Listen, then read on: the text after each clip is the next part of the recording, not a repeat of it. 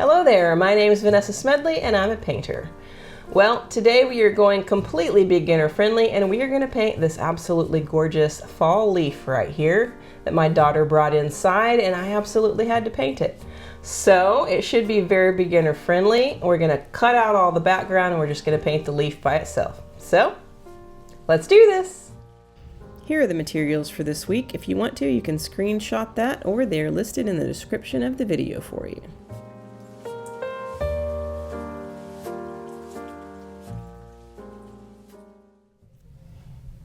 All right, so since I think this is probably a fairly simple subject, I'm going to go ahead and draw it, which I don't normally do. I don't usually show you that part just because, I mean, sometimes the drawing can take me, like an hour and no one wants to sit here and watch me draw for an hour. But anyway, I'm starting at that utmost tip of the middle part of the leaf and then I'm bringing this out,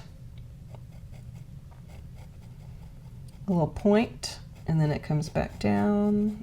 Probably right there, and then I'm gonna come this way with it with the other point. I'm gonna make sure that it doesn't go longer than that point. It kind of goes not quite equal but close, so I'm gonna bring that down right here. We've got another one of those points coming up. And then it goes right about to the same level as this little part right there. And come out here and bring it on down. And the angle is right about there. Okay, and then I'm going to start back up at the top. And I'm going to come here. This one comes down a little bit further than that point. And then it comes down a little bit further than that one as well. Comes over here and down. Got a little bit of a point there. And then this also comes down a little bit further than that side. And then back up.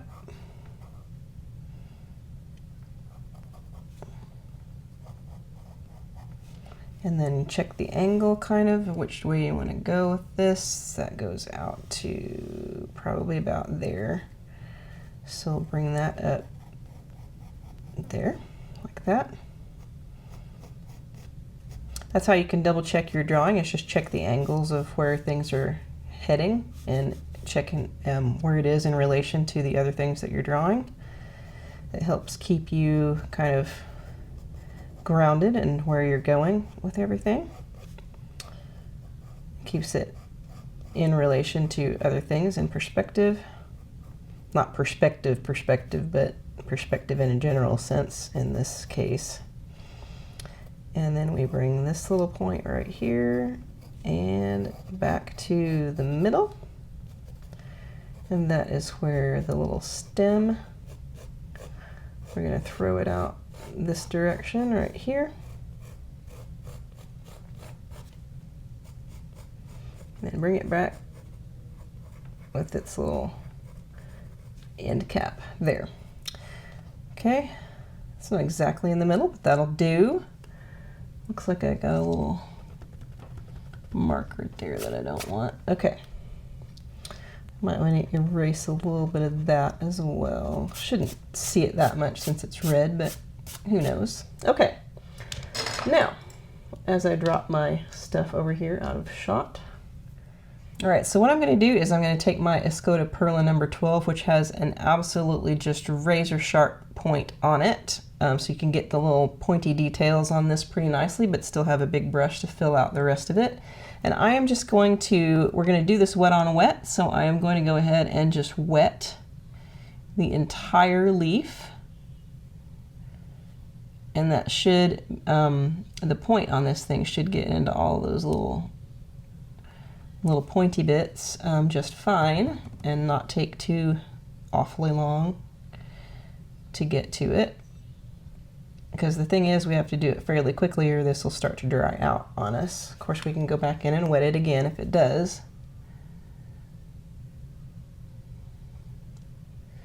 But we don't need to be taking time to switch out with big and little brushes if we can help it. So we're gonna just wet that one and this one.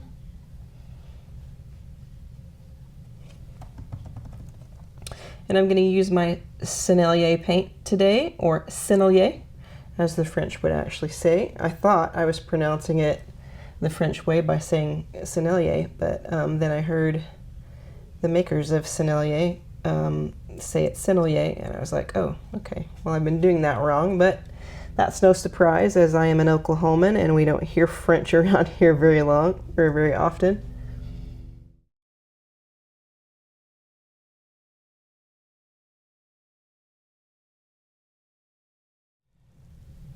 And come on up, and then we need to check and see if any of these other issues, not issues, but points are drying yet. I'm gonna go ahead and re-wet some of these that I started out with just because I don't want them to dry earlier than any of the other bits. So we're kind of just doing this twice in a way, just to make sure that it's nice and wet.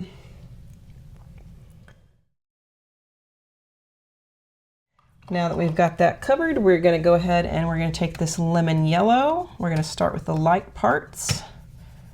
And take the lemon yellow, and I'm actually going to add in a little bit of this Naples yellow because that yellow is a little bit warm. I don't want to warm it up too much to orange or anything like that, but it's kind of halfway in between cool and warm. So I'm just going to go ahead and add yellow all the way up here. Because as we're adding green over the top of that, it's fine because green has yellow in it, so it's not going to adulterate the color too much.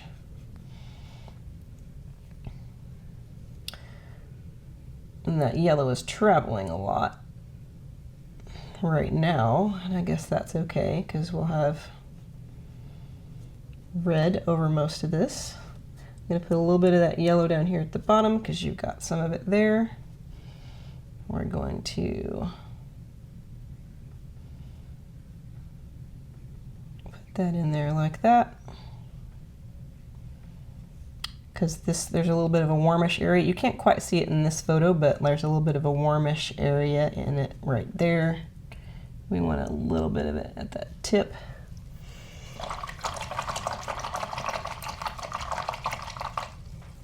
I think we have a little bit too much water down here, so I'm going to mop a little bit of that up. Because the yellow is kind of traveling a little bit too much for my liking, I'm going to take it out just a little bit. And then bring back in some of the water because I also don't want that to dry out on me a ton because I lifted it. Okay, now over the top of that, I'm going to bring in some of this Pthalo green light right here.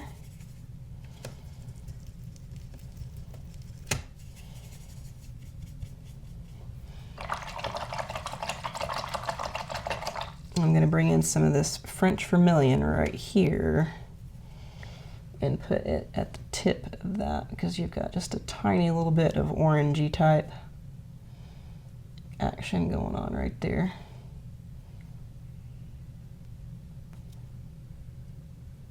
Now I've gone out of the lines, but that's okay.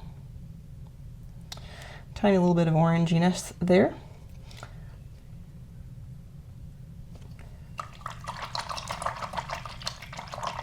All right, now I'm going to bring a little bit of this vermilion into this green because this green is just screaming electric green. Don't want it to be quite that unnatural. And then I'm going to just bring that right here down the middle.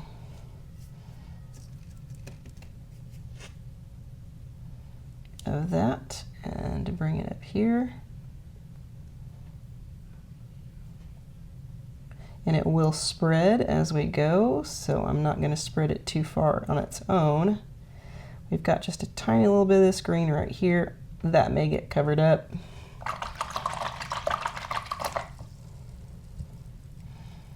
I'm going to move it around just a little bit. Okay. Then I'm going to just Carmine the heck out of this. Carmine, I don't know exactly how you pronounce that, but it is a nice cool red.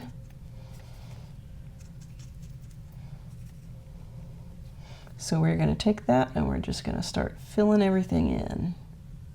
Pretty much everything else that's not already got a color on it.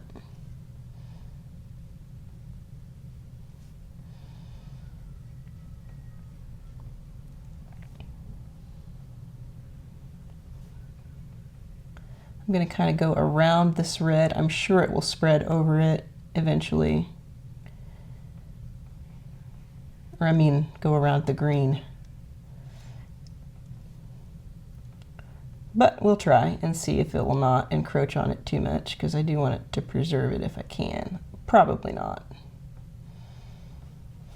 Go ahead and bring that Carmine down onto this area. And then we're going to bring it in a little bit lighter into this area.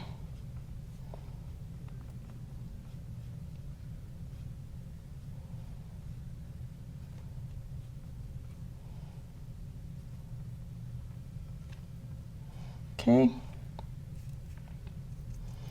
More Carmine, and then we pick it up and bring it on down into this area.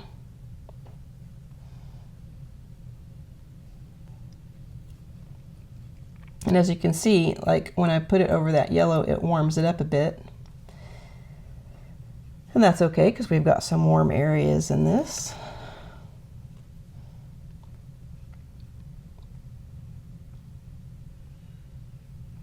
Since that yellow spreads so far, it may end up being a warmer overall leaf than it meant to be, but that's okay too.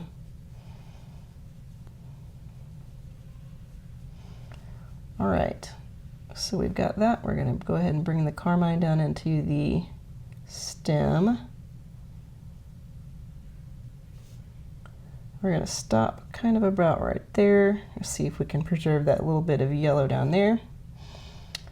We've got our green traveling a bit.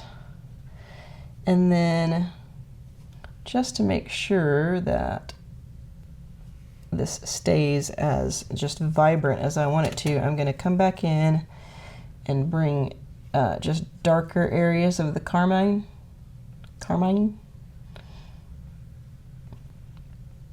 We want it to be nice and vibrant. You know, because watercolor dries so much lighter than when you put it on sometimes. But I want it to stay nice and vibrant.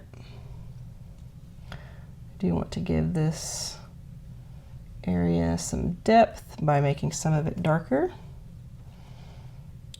And then we're going to just make this area darker as well.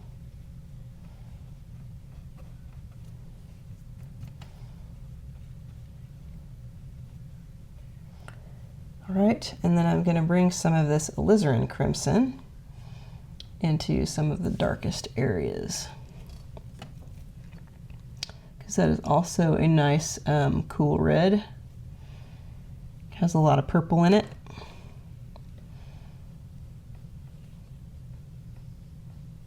So the very darkest areas we're going to do with that.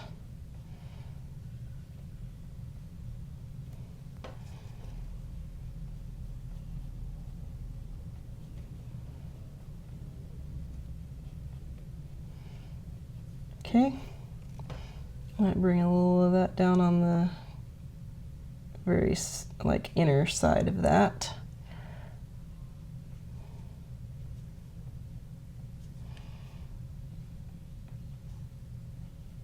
Okay. All right, now I think I want to add just a little bit of Dioxizine Purple, because we have just a little bit of a purplish tinge to some of this area. Don't want to go crazy with it, just a little bit.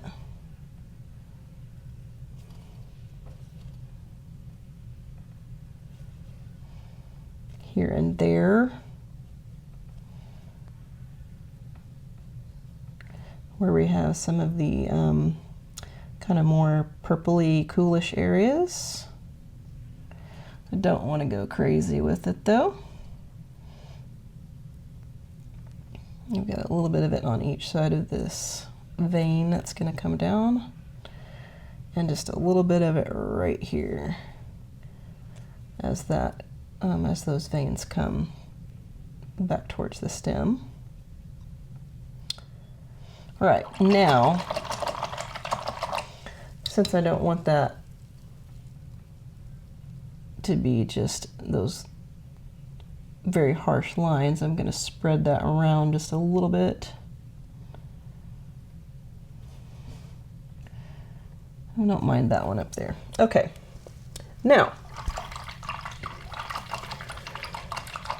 all of these veins are lighter than the rest of it, so what I'm going to do after this kind of soaks in just a little bit is I'm going to take this palette knife and I'm going to scrape it. If you scrape it when it's too wet, you'll end up making a darker line, and some of these areas it is just a little bit darker, and that would be fine. If you scrape it when it gets to the right level of being soaked in, then it will make it go back to the white of the paper, and it'll make a lighter mark. It may not go quite back to all the way white, but it'll be lighter, and that's what we want with these veins here. So I'm going to let that soak in just a little bit. I probably actually should go ahead and do it right here, because otherwise it's not going to take the effect that I want it to, but we'll see if the rest of it's ready as we do this. But see, it's doing a lighter line there. Oh, it actually might be ready, the rest of it. Okay, cool. Then we're going to go ahead and do it right down the middle then, because that'll bring it right back to that. Okay, so right there in the middle it's going to be darker, but that's okay. It's a little bit too wet right there. And then we're going to do it right here on this side as well, and right here down the middle there, and here. Down this one here. And then some of these are going to be darker.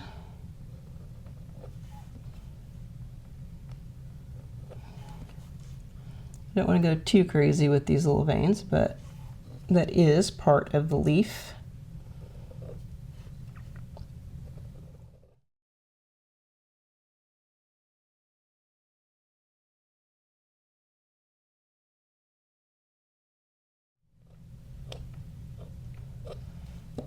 And there we go. And now we're going to let that dry, and then we're going to come back and see what we've got. All right, so we are back, and it is all dried, and it's still got some nice, lovely, vivid colors. So I'm pretty pleased with that.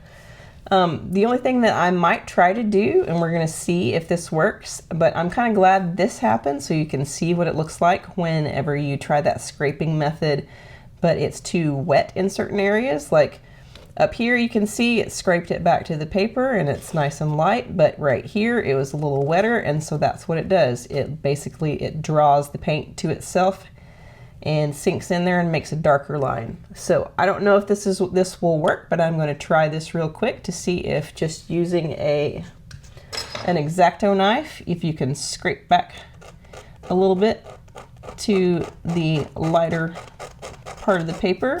It looks like you can. You just have to go a little deeper because all that paint kind of soaked in. So if you end up doing that and you want it to be lighter, you can go back in and you can scrape the top layer of that paper back to the paper underneath by doing it just like that. You have to be careful not to cut the paper though, just scrape off the top layer and there you go. Voila! And there's the finished leaf. All the tape is removed and it's dried and signed and all that kind of stuff and zoomed up so you can see a little bit of the detail. And I mean, it didn't take very long and it was very beginner friendly, so I hope you like that one. And there you have it, a nice little beginner friendly study of a lovely, beautiful leaf. Don't forget to like, comment, subscribe, share, all of that stuff, because that's how this channel gets to grow. Thanks for watching. I'll see you again in 2 weeks.